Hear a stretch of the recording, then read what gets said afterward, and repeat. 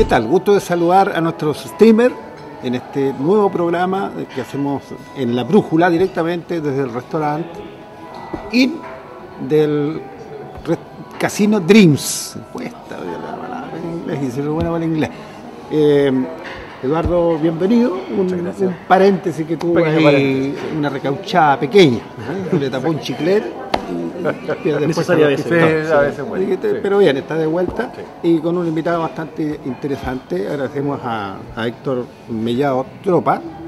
Él es antropólogo, es además diplomado en liderazgo intercultural en la Universidad Católica y es candidato a un magíster en planificación. Bastante interesante, por lo menos de la perspectiva. Lo hemos traído porque ya se nos viene la conmemoración de un nuevo Huetri Pantu, se llama, ¿no? Si estoy bien. Y sobre eso, los significados y algunas otras cosas relacionadas también con esto vamos a conversar. ¿Está bien la palabra Huetri Pantu o cuál es el término correcto, Héctor? Sí, para comenzar, muchas gracias por la invitación, por estar en este espacio. Me voy a presentar primero. Mapuso Gun, Maimare Pupeñi, Maimare Pulamuan, Maimare Compuche, Michota Héctor Mellado Chuapiñén, Tañi Tubun, Chanabuyin, Mapumeo, Teñilov, Antonio Tropa. Maimare significa como tus 10 más mis 10, Compuche son todas las personas, las Lamuen, las hermanas, los Peñi y los hermanos. ¿El término es Lamuen o Lamien? Depende de dónde uno provenga. Ya, ok. Es como filu o vilu, significa serpiente igual, pero hacia la costa dicen filu, o sea, acá. El término Huetri Pantu es casi un poco más una chilenización o castellanización del concepto de Año Nuevo. Correcto. Cuando uno dice hue en Mapuzungún, al principio de una palabra significa nuevo. Como hueche sería nueva persona. El Huetri Pantu, por tanto, sería hue nuevo, el tripán un proceso, un ciclo. Y el antú el sol, entonces se referiría a un nuevo ciclo del sol. Correcto. Tradicionalmente el concepto que se utiliza es Muñol Tripanto. Muñol Tripanto. Guañol Tripanto. Muñol Tripanantú. Ya. Pero tiene la misma acepción referido al ciclo del sol, a este cambio, este proceso de ciclo. Y esto coincide con un tema de la naturaleza también, ¿no? Sí, corresponde en este caso al solsticio. Desde el punto de vista de los pueblos indígenas, no solamente del pueblo mapuche, el solsticio marca el cambio de un ciclo estacional que responde en este caso a las cosechas. Por tanto, se produce el término de un proceso y el comienzo de otro. Como la concepción de los pueblos indígenas tiene que ver con, más que el año, con procesos cíclicos, se acuña esta fecha, que está aproximadamente dentro de nuestro hemisferio, entre el 20 y 25 de este mes, que es junio. Entonces, normalmente varía la fecha, dependiendo del sector, de la comunidad, y también la forma en cómo se desarrolla. Pero finalmente el objetivo es el mismo, tiene que ver con este agradecer, con este reencontrarse como comunidad y pasar a este nuevo proceso que va a ser este nuevo año. Hay unas cosas bastante, hay unas cosas domésticas, para cerrar este paréntesis nomás sobre algunas cosas que uno ve de pronto y pasan, porque yo he tenido la experiencia de ver, por ejemplo, en el campo, cuando de pronto hay heridas o hay enfermedades, dicen, estamos en el tiempo de la brota. Y lo usan mucho, ¿no? ¿Por qué? Por eso hay mayor facilidad para exponerse a algunas enfermedades o algunas situaciones. ¿Coincide con el Huetri Pantu? Desde ahí en adelante. No necesariamente, es que la concepción en el Mapuche Kimun, en el conocimiento mapuche, a la salud o enfermedad no es necesariamente algo que sea afectado físicamente. Responde también a otras variantes, es una concepción global, completa en este caso del ser. Eso implica que la enfermedad o el Cochrane está relacionado con lo bueno y lo malo, pero no como bueno o malo, como dice, no tenemos como una visión occidental, sino que la envidia, así mismo como también el contexto del campo. Supongamos que yo voy pasando por un bosque y ahí vive un ñen, o sea, un espíritu que es un observador de ese espacio. Si yo no sé cómo pasar por ese espacio, me puede dar una enfermedad, me puede pasar algo. Pero como la concepción no es buena ni mala, en realidad fue una irresponsabilidad mía porque yo no supe cómo comunicarme con ese espacio antes de intervenirlo. Muchas machas dicen que cuando ellos tienen, él o la macha, tienen o necesitan, o las laguentuchestes, que son las personas que elaboran los remedios, necesitan una planta específica para sanar a alguien. Si ellos salen a recolectarla no la encuentran. Pero cuando van al espacio y recuerdan, tenía que orar al Ñen, tenía que pedir permiso. Piden permiso, encuentran la planta, estaba al lado. Entonces muchos de esos procesos, en este caso como el tema de la brota, como otras situaciones del contexto rural, responden al conocimiento que Kimun es literal de conocimiento práctico. Okay. Dentro de la filosofía mapuche sería un concepto más adecuado Inarumen. Inarumen es como la filosofía a través del observar. La observación por miles de años permite que hoy día los mapuches puedan decir, por aquí se puede pasar, por aquí no, en esta fecha pasa esto, en esta fecha pasa el otro. Okay. O sea, es un ciclo completo de observación. A mí me llama la atención, fíjate, la celebración del Huachipanto, que así lo conocía yo, porque yo llegué a Temuco el año 2000. 1800. En el tiempo cuando se encontró con Mateo todo Zambrano. Claro, que es pariente mío, y me hice amigo de una persona que era concejal en Carahue. Y me dijo, sería bonito que la universidad, yo llegué como vicerrector de la Universidad Mayor, nos ayudara a recuperar un poco nuestras tradiciones.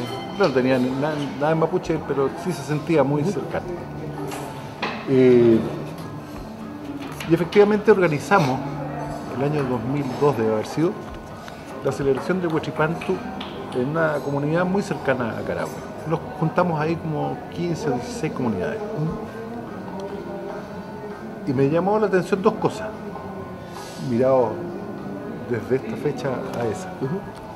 En primer lugar, con la mayoría de la gente, los chiquillos jóvenes con que nos juntamos, y según me decían los mismos loncos de estas comunidades, desde el año 60 y algo que no se celebraba el Huachipantu. O sea, siendo una fecha tan importante y tan lógica por lo demás, o sea, porque yo encuentro que nuestro Año Nuevo occidental no tiene ningún sentido, o sea, es una fecha como podría haber sido cualquier otra, digamos. Pero esto sí tiene sentido, ¿no es cierto? Es cuando nuestro contexto natural, ¿no es cierto?, termina su proceso de deterioro, ¿no es cierto?, y empiezan a hacer lo nuevo, ¿no? Este es equinoccio, ¿no es cierto? Sí. Porque no es lo mismo que el de primavera, este es distinto, es mucho más lógico. ¿Por qué se dejó de celebrar? No lo sé. Eso fue lo primero que me llamó la atención de por qué estas comunidades, ¿no es cierto?, no habían celebrado el Año Nuevo. Y lo otro que me llamó la atención es que en esa oportunidad nosotros no pudimos conseguirnos un machi o una machi para hacer la rogativa correspondiente, claro. Y tuvo que hacerlo otra persona que nos dijo, yo lo sé hacer, pero no soy machi. Claro. Cuando hoy día uno ve machi por todos lados.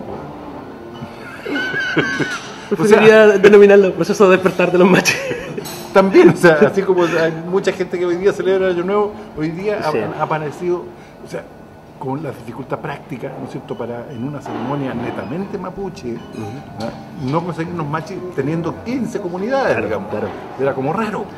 Y que hay un proceso, por lo que yo he conversado con diferentes personas más tradicionales, en este caso Pinche o Ñempín. Ñempín es la persona que tiene bien de ojo. Yep. Él tiene su función social es relatar la verdad, o relatar lo que él ve. Entonces los ñempines funcionan como personas que le explican a los demás cómo debieran hacerse las cosas, cómo se hacían antiguamente. Son muy importantes dentro de la cultura mapuche. La tradición oral. Claro, entonces finalmente él es el que detenta cómo lo hacíamos. Claro. Por lo que yo he conversado en algún momento, usted menciona en el 60, en el 70, yo diría un poco casi en el 80, se empieza a recuperar el tema del Huachipantu Guñol Tripantu. El Guñol Tripantu es una ceremonia más familiar. Okay. Se realiza en la casa, con la familia, lo realiza mi abuelo, mi abuela, y ellos nos cuentan a través de PEU durante toda la noche cómo se produce en este caso el conocimiento mapuche, transmiten. Okay. Entonces, esa ceremonia posteriormente termina con este proceso de renovación en un afluente de agua, okay, que puede ser un río, un lago o el espacio que yo tenga cerca. Pero En el 80, en el 70, se recupera por muchas funcionalidades. Una es recuperar una práctica perdida, en este caso cultural, que para los mapuches las prácticas culturales tienen, yo siempre hago analogías muy actuales y son chistosas. Es una suerte del Facebook actual. En ese tiempo para los mapuches la ceremonia era en eso, porque permitía la actualización de los lazos. Nosotros no nos vemos, por eso también la ceremonia o las situaciones son duales. El palín es dual. Yo los invito a ustedes después me tienen que invitar a mí. Ya, y con eso, ¿qué hacemos? Nos actualizamos todas las familias, cachamos cómo estamos y nos volvemos a reencontrar. Es un proceso lento. Entonces se empieza a recuperar esto, pero también tiene un sentido de juntarse en el 70 y en el 80, que es una fecha, usted comprenderá, un poco delicada de nuestra historia chilena. Entonces también funciona como un elemento cultural para volver a reagruparse a nivel social, cultural. ¿Qué hacen? Por lo que me han relatado algunos peñas, en este caso Pablo Manquenahue, Juan Maripil, Arnoldo Yanculet, es que se va donde se hacía antiguamente, se buscan el territorio, salen los dirigentes a buscar, a preguntar, ven, ñaña, ¿cómo se hace el cochipanto? ¿Cómo saben hacer cochipanto? No, es que no, pero el viejito de allá, de arriba sabe, él sabe. No, la ñaña de allá, tienes que ir para allá. Hay gente que fue al Alto Biobío, que es donde todavía se hace de manera tradicional, cuando se hace en la familia. Se recupera este proceso y esto es una anécdota igual un poco chistosa, me la contaba Pablo Manquenahue, porque también la recuperación del huachipanto está ligado en este caso a los centros culturales mapuches, que después derivan en Mapu y otros movimientos de carácter político. Y me decía que ellos empezaron a agruparse, empezaron a juntar, ya, un huachipanto. Ya, ¿qué necesitamos? Ya, necesitamos metahue, necesitamos agua, necesitamos mudai para hacer esto, ya. Y así el ñen iba, o sea, el ñempín iba relatando. Y no necesariamente se necesita un mache, como es familiar, lo puede hacer en este caso la persona más sabia, más antigua, que sea el ñempín o el quinche es quin de conocimiento y che persona, entonces la persona que tenga el mayor conocimiento en ese espacio. Y se juntan y empiezan a invitar gente. Y se juntan en el espacio donde van a hacer el huachipanto, porque se hace también, tiene otras partes tradicionales mapuches, por ejemplo el currún, el yiyipinque, una oración. Y se percatan que estamos todos casados con mujeres chilenas. Y todas las lamias están casadas con personas chilenas. Entonces, chuta, y esta práctica no era tradicional de nosotros. Entonces dicen en un momento, pero no podemos dejar de hacerlo, po. Entonces, no hay por qué dejar de hacerlo, por lo demás. Ya, hagámoslo, ¿no? Entonces el huachipanto a través del 80, del 90 se empieza a instaurar como una práctica que implica también visualizarnos como comunidades, como pueblo mapuche, frente a todo. Segundo, una de las primeras prácticas que se empiezan a hacer más masivas y segundo, interculturales. Hay una función de explicación, hay una función de posicionamiento y de visibilización de lo que es ser mapuche y también en el espacio urbano, que eso también es súper potente. Héctor, frente a eso, a mí me llama la atención lo que usted está explicando y de otras experiencias que uno vive. El mapuche es mucho de pasar la tradición a través de la palabra y de ahí va entregando sus conocimientos. Pero uno ve el surgimiento de algunos, yo no diría líderes, pero algunas personas dentro de mapuche, como Pedro Cayuqueo, que hace un verdadero negocio de todas estas supuestas historias que le cuentan los abuelitos. Entonces, ¿cómo lo ve o cómo se puede, ya no sé, yo creo que ahí nos chilenizamos, pero ¿cómo lo ve desde el interior de las comunidades este tipo de situaciones? ¿Los interpreta, la ven mal? Claro, chuta, es complejo apropiarse de como la representatividad de las comunidades, especialmente porque los formatos tradicionales implican la elección, no democrática, sí, pero por lo menos de importancia, de aptitudes respecto a una persona para que pueda enunciarse sobre las comunidades. En este caso, el mensajero del lonco de una comunidad del Huarquén. Sí, claro. Él cumple ese rol casi de agente encubierto sociopolítico que comunica lo que el lonco dice, pero al mismo tiempo interpreta lo que el otro y lleva el mensaje. Respecto del peñi, también es complicado para los peñis cómo pelarse en público, porque no corresponde a un valor, es un no valor dentro de los mapuches. Ahora que esa costumbre se dice los peñis siempre, usted se chilenizó, peñi, se acuincó, porque uno se empieza a pelar y empieza a tomar otras costumbres que no son tradicionales. Pero lo que ha hecho Pedro, por lo menos, ha sido un elemento importante para, no necesariamente yo creo que las comunidades en un beneficio directo, sino que en un sentido más trascendental político de visualizar la temática mapuche en espacios urbanos como Santiago. Y un beneficio personal también. Bueno, el hombre tiene que vivir, digamos, trata de vivir lo mejor posible. Hay que ser sincero, ahí cada uno tiene los objetivos, los cuales busca para poder realizar. Pero a la larga ha servido, por ejemplo, para elevar ciertos actores, por ejemplo, como el rol del Peñi Bocellur, que es súper trascendental hoy en día, no en el sentido de como líder político, sino que una experiencia de que un mapuche puede ser un actor relevante en la sociedad chilena sin dejar de ser mapuche. Entonces implica que él ha manifestado ciertos rasgos o ha ido evidenciando que en realidad somos una sociedad intercultural. El punto es que lo hemos ido negando por una cuestión de educación, que no nos han enseñado tolerancia, ni respeto, ni diversidad. Bueno, no nos han enseñado ni ciudadanía y nos van a enseñar lo otro. Claro, entonces, pero ¿por qué lo han ido negando? Por ejemplo, usted que está aquí candidatando a un magíster, ¿no es cierto? Y es bien interesante todo lo que ocurre y el tiempo también es poco, porque tenemos una conversación más larga. Por ejemplo, ¿por qué no se ha reivindicado el nombre de la Rayén Quitral? A ver, la reivindicación de los nombres igual corresponden a ciertas circunstancias como mediática y política. Eso es que hay que ser súper sincero. En este caso, el rol de Pedro empezó con me parece que el Mapuche Times y otros diarios, y en Santiago se empezó a posicionar. Hay muchos líderes, como usted menciona, la Rayén, hay otros líderes que han pasado... Porque la Rayén, digamos, yo creo que de los mapuches del mundo actual ha sido la que paseó y reivindicó, ¿no es cierto?, la raza a nivel mundial. De a conocer, digamos. Claro, no los conocía nadie. Y nadie le hace un reconocimiento. Toda la razón. Eso responde en este caso a muchas cuestiones mediáticas actuales. Pero si usted pregunta en las comunidades, en muchas comunidades se conoce el nombre y se sabe. Y incluso hoy día nosotros siempre conversamos en muchas reuniones y en contexto político, siempre se comenta el tema de Eucán. Sí. Pero nadie sabe que uno de los formadores del movimiento político no fue Eucán, fue su padre. Con los centros culturales, con Isol de Reuque, con Rosamel Millamán. Rosamel Millamán, por ejemplo, es un profesor de la Católica que fue el primer profesional que formó la Federación Estudiantil Indígena en la Universidad de Concepción. Entonces hay muchos actores dentro de la lucha mapuche que actualmente no se recuerdan, incluso eso también nos pasa a nosotros, es que hemos perdido un poco la historia de nuestros actores. Es que ese es el tema. Por ejemplo, muchos mapuches ya no saben que nosotros tuvimos diputados. Sí, claro. Que nosotros tuvimos espacios importantes de discusión, que en la Federación Araucana, que la Sociedad Guapolicana en 1920, en 1900 estaba discutiendo la generación o la creación de un banco mapuche. Cuando se dice que durante la dictadura desaparecieron los mapuches, había un general mapuche en Carabineros, cuando se acuerda de señor Cochoneo. Entonces, ahora los peñas dicen una cosa es ser mapuche y la otra tener apellido mapuche. Bueno, sí, claro. Es que Huenchumilla lo decía, porque yo no soy diputado mapuche, lo dijo así, completamente titular. Pero en el fondo, la tradición del pueblo, ¿no es cierto?, yo creo que es la que un poco nos desconcierta. Explíqueme brevemente el papel del machi. El papel del machi, a ver, tradicionalmente el rol del machi está ligado a un líder espiritual. Hoy día se deriva un rol médico. ¿No es necesariamente un sacerdote, por ejemplo? ¿Es una mezcla entre sacerdote y médico? Es que tiene otras características. Por ejemplo, cuando menciono sacerdote tiene una estructura de otorgamiento de que él sea sacerdote. El machi, él no decide ser machi. Le nace el machi a través del puy. El puy es el espíritu. ¿Puyi? Sí, el puyi es el espíritu, pero no es mi espíritu. El espíritu de mi ascendencia familiar hacia atrás. Por tanto, eso es lo que implica que el puyi de machi, así como el puyi de lonco, el puyi de huerquén, de actor relevante social en la cultura mapuche, yo no lo elijo, él me elige a mí y me toma.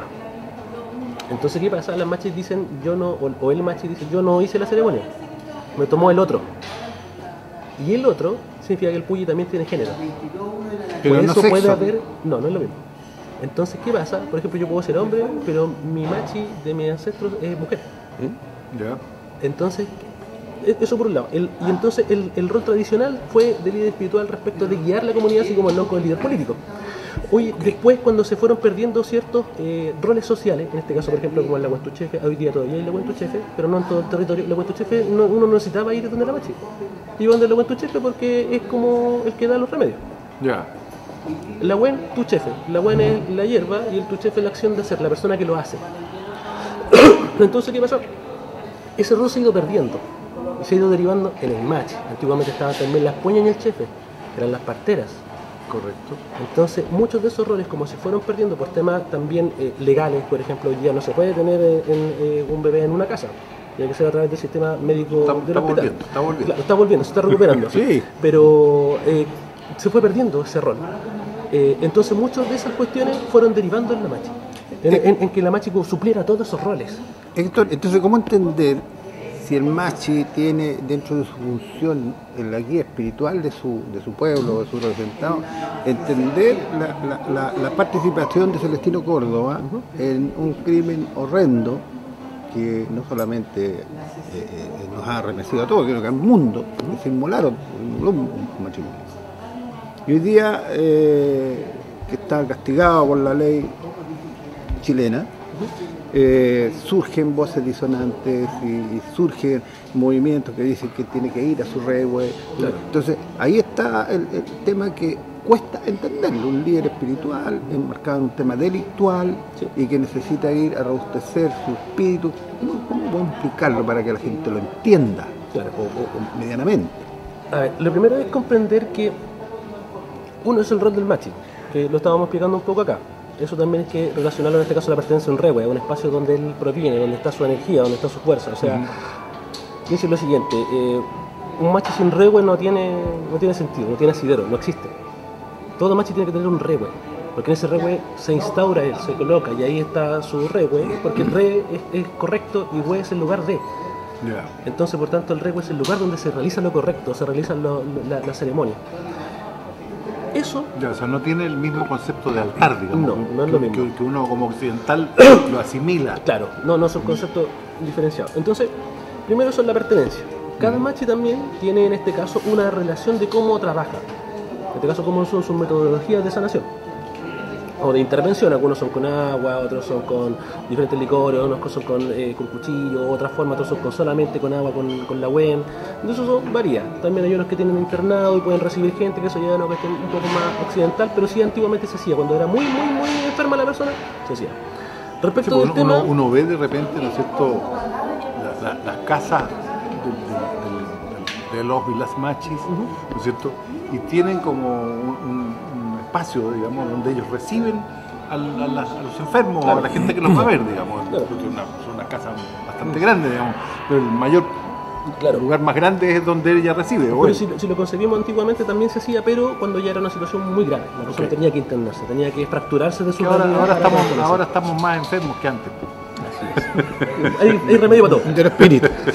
Entonces, basando en el tema de Celestino, hay algunas cuestiones que tienen que ver con su rol, primero en este caso, en su comunidad, su pertenencia, y segundo es... Perdón, una pregunta te la hago porque mucha gente me la ha hecho a mí. ¿Hay constancia de Celestino Córdoba Machi antes de...? ¿Del crimen? Sí. Yo tengo entendido que en la comunidad, sí, en su comunidad. Ya, ¿no? Porque sí, a mí, yo lo digo, yo algo estuve en relación con el pueblo mapuche y lo vi como disfrazado. Ya. Esa es la sensación que me dio a mí. Es que también hay una interpretación respecto del rol del machi, pero la validación desde el punto de vista tradicional lo otorga la comunidad. Correcto. Porque como nosotros no tenemos, o sea, como mapuche, una organización centralizada, no hay alguien que levante la mano y pueda hablar por todos nosotros. O sea, yo lo que hago acá es más que nada dar una explicación respecto de los elementos culturales, pero que también están a disposición de todo. Profesional, claro, también. Pero... en la comunidad es la que valida finalmente en este caso al líder, tanto espiritual, religioso, de todo contexto. Por eso también fue compleja la pacificación, o sea, la conquista española. Sí, claro. Porque venían con que lo conquistaban usted en su comunidad y usted decía, ya listo, negociemos. Y después íbamos a la comunidad de él, pero no significa que él haya dicho que sí. Entonces claro, teníamos que ir con otra comunidad y con la otra comunidad. Entonces eso generó el descaro. Ahora con el tema Celestino, hay una relación que tiene que ver con cómo nosotros también concebimos, en este caso desde los puntos de vista legales, cómo se aborda el caso. ¿Esto qué es lo que implica? Que claramente hay una sanción respecto de la legalidad, en este caso de los juicios, de su vinculación. Pero si se analiza el caso al punto de vista, en este caso, de todas las aristas, el dictamen no es una relación directa de intervención. Entonces eso es complejo a la larga, porque lo encontraron herido, pero no en el momento participal. Claro, el arma tampoco tiene relación con la bala que tiene en el cuerpo. Entonces hay una serie de incongruencias que por lo menos yo pondría al juicio, claro. Y el problema es el siguiente, que eso es tan malo, no solamente para la familia, es malo para la sociedad completa. Porque cuestiona nuestro sistema judicial respecto de que si es tan necesario el caso de los Luxemburgo y Marmacay, que ya no es un tema de hay que encontrar culpable. Es el punto. Y aquí también hay un problema que es de nuestro perfeccionamiento a nivel de las policías y de las investigaciones. Entonces, ¿por qué él guarda silencio? Porque si yo voy pasando por un lugar y me cae una bala de rebote, yo voy a decir, ¿sabe? Yo venía de tal parte, venía pasando aquí y me cayó el balazo de cantón nomás. Claro. ¿Por qué él entonces dice, no, yo me acojo al derecho de guardar silencio? Y no, Yo nunca he hablado. Claro. Está dentro de su derecho, eso es totalmente No, estamos cuestionable. de acuerdo, pero si él es líder y quiere salir de su problema, yo creo que lo lógico es que hable. Claro, pero sí. ¿por qué no? Esa es una decisión Lo que pasa, personal. lo que la pasa otra- es que eso es lo que lo hace, Complejiza también la situación. complejiza po. porque lo hace más real la sospecha, digamos. Claro. O sea, si él efectivamente no fuera, ¿no es cierto? Estaba ahí, no sé, pues, iba cazando conejos y le pegaron un balazo. ¿Ah? El tipo lo dice. Claro. Pero si tú te guardas silencio cuando están haciendo una acusación tan grave como esta, porque no es cualquier cosa, digamos. Que se quede callado es raro. Ahora, Entonces, eso hace Un más poquito como para factible, darle- digamos. Claro, es que este caso es muy emblemático, porque son demasiadas las aristas, primero. Es muy confuso tanto los dictámenes como las investigaciones, y finalmente se produce una intervención de diferentes poderes del Estado, uno entre otros, en una suerte de casa de brujas que finalmente no deja satisfecho ni a la persona que está siendo inculpada, ni a los familiares correspondientes de la víctima. Entonces, en un momento determinado, en nosotros tenemos que hacer un análisis como sociedad de cuál es el objetivo que tiene nuestro sistema judicial. Porque si es por perseguir, en un momento determinado la aplicación de la ley antiterrorista tiene solamente mapuche. Entonces, Digamos, mientras se considere que los terroristas cometen actos de terrorismo, claro, Claro. pero si lo hace pero lo el día de mañana cualquier otra Claro, persona ya, va a ser igual. Ese es el punto. En Santiago se cometen muchos actos. Pero pero no por necesariamente ejemplo- con la constitución pero terrorista. por Por ejemplo, ejemplo- cuando los barristas van y queman una micro en el centro de Eso, Santiago. eso no es terrorismo, pero sí ¿Cuál es el la caso- definición de nuestro terrorismo? Espérate, el acto terrorista es aquel que se comete con el ánimo de infundir Infundir terror terror o en la temor a los sociedad. demás. Así es. Por ejemplo, los tipos la pareja creo que fue, ¿no es cierto?, que puso unas bombas en la estación Américo Vespucio del Sí, metro, sí. eso es un acto Sí, terrorista. era objetivamente eso. Claro, y eso no son mapuches. No, y eso no es cuestionamiento. Por eso digo, ahí no hay duda, ¿no es cierto? Ahora, cuando resulta que queman una casa de una gente que vive hace no sé cuántos años ahí, ¿no es cierto?, en todo un contexto Sí. en que existe un movimiento que diga, aquí todos estos los colonos tienen que irse, porque si no los vamos a matar, y tú matas a un par de señores, ¿no es cierto? Esta es la primera muestra de que los vamos a matar. Claro. Y Ahora, por eso es que es terrorismo, digamos. ahora, ese nivel hay que comprenderlo a través de que los hechos no suceden como brotan las No, plantas en el bosque. Absolutamente. Son procesos sociohistóricos Ujú. que derivan en la conflictualidad de ese espacio. Sí, claro. En este caso, el abandono casi total de la justicia, de las políticas públicas, del Estado Del Estado, diría yo. a la región, o sea, es una cuestión ya sorprendente e inaceptable. Ujú. Entonces, en este momento, cuando tenemos esa situación de conflicto en ciertos espacios territoriales, son procesos históricos de conflicto.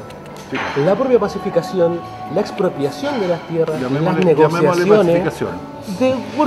de esencia, un poco, porque estamos frente a las cámaras, para no decir que no sé yo. Entonces, en un momento determinado, esta situación escala. Escala se produce y llega a lo que hoy día tenemos. Pero el conflicto es producido por el Estado, por decirle a los colonos que estas son sus tierras y a nosotros decirle no, estas no son sus tierras. Entonces al final todas estas situaciones no se hubieran producido si en algún momento el Estado hubiera... disculpen la expresión, claro. esto que tengo aquí no son solamente para taparme, los pantalones son para tenerlos, para ejercerlos. Y dentro de eso el Estado, si tiene que hacerse responsable de todas las personas que están en su territorio, debe ejercer, en este caso, la capacidad de poder mediar entre los conflictos territoriales de todos sus habitantes. Y en ese punto... Hay soluciones que no requieren ni siquiera mediación. Dos minutos finales nos quedan, lo vamos a volver a invitar, pero a mí me llama la atención y no quiero quedarme con la duda, con el tema. Uno de los aspectos que hacen trascender a las comunidades es el arte. Y uno de los aspectos más ricos que tiene la cultura mapuche es precisamente su arte. Y me llama muchísimo la atención que ninguna organización mapuche se preocupe de defender su arte O promoverlo. y promoverlo. Ya, hay algunas, y hay artistas mapuches Sí, muy sí, conocidos. pero me llama la atención que el mercado esté lleno de artesanías mapuche que no son mapuche y que los dejan. Hay ¿Qué una pasa? discusión que es casi más de cómo se concibe el arte versus la artesanía. La cosmovisión y la filosofía, o la cosmovisión y la ciencia. Entonces yo tomo todo lo indígena y lo rebajo. La artesanía, cosmovisión, y le doy el mismo estatus.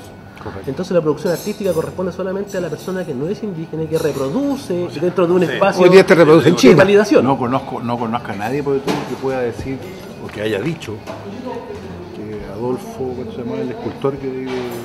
Así, el Peña que falleció. El señor San Martín, Sí. que no era mapuche, pero por lo menos cierto tema. era mapuche. Pero los mapuches tienen colores, ¿Quién podría? materiales y una serie Yo de he cosas. llevado mucha gente a ver las esculturas que tiene ahí en Puerto Domínguez. De todo tipo de gente, de todo de nivel, sí. etcétera. Y nadie se le pasa por la cabeza decir que eso no es arte o que es artesanía, Ya, digamos. pero si yo le pongo una manta, Ya. ¿es arte o artesanía? Esa es la pregunta del millón. Ok, Cuando yo estamos. reproduzco en esa manta, lo que estoy diciendo es, la manta primero yo no puedo, que es una costumbre muy actual ahora, decir, oye, dame una manta, aquí está súper barata, dame una Sí, manta, claro. güey, ya le manta a todos. En la antigüedad, no. La persona que me hacía la manta, que trabajaba el huichal, que así se llama, el telar, primero tengo que ir yo donde ella, o donde él. Y ella, cuando nacía, le tomaban sus manos y se la enredaban con hilo de araña.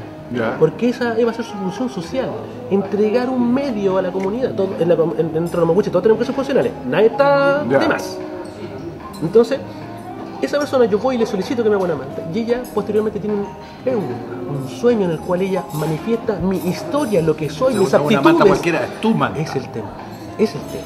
Entonces cuando pasa eso y yo lo rebajo a artesanía y lo vendo, se vende en artesanía. Bueno, Pero como y- usted menciona, la potencia es el arte. Y en este caso, así como usted mencionaba el Peñi de saber y todas las culturas de Imperial, por ejemplo, la Lamin Jessica Guantemán hace una mezcla entre esto que es el raj, que es la cerámica, Yep. en este caso, con cuestiones más artísticas actuales. Entonces, es como nosotros, como mapuches también, posicionamos o nos apropiamos de elementos, en este caso el arte, la cultura, para poder visualizarnos. Porque a la larga también eso es un aporte para la humanidad. Héctor, ya fue el apenas el tiempo.